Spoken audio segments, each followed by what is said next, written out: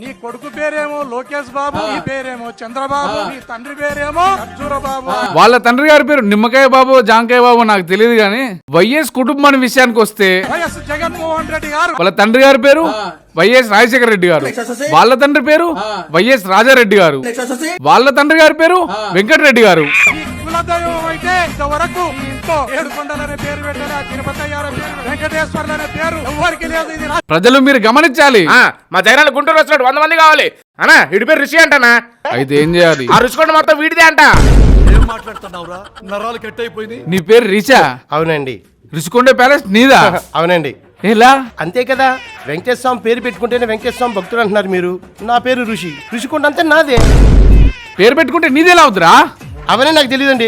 నా పర్మిషన్ లేకుండా ప్యాలెస్లు కట్టేశారు. అవన్నీ నాకు కావాలి. ఎక్కడ నుంచి తీసుకొచ్చావురా? లాగే లాగే ఇన్ని. ఋషికొండ ప్యాలెస్ నావి. నా పర్మిషన్ లేకుండా మీరు అన్ని అనుభవించేస్తున్నారు. అవన్నీ నాకు కావాలి, నాకు ఇప్పుడే కావాలి. వెంకటేశ్వర స్వామి భక్తుడు అన్నప్పుడు వెంకటేశ్వర స్వామి పేరు పెట్టుకున్నాను అసలు. అన్నా ఈవిడి పేరు ముంతాజ్ అంట, తాజ్ మహల్ ఈవిడంట.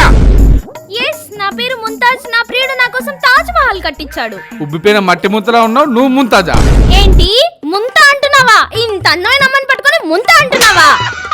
నా పేరు ముంతాజ్. ఆ పేరు పెట్టుకున్నాను కాబట్టి అది నాదే. వెంకటేశ్వర్లు అని పేరు పెట్టుకున్నప్పుడు వెంకటేశ్వర భక్తుడైనప్పుడు నేను ముంతాజ్. తాజ్ మహల్ నాది ఎందుకు కాదురా?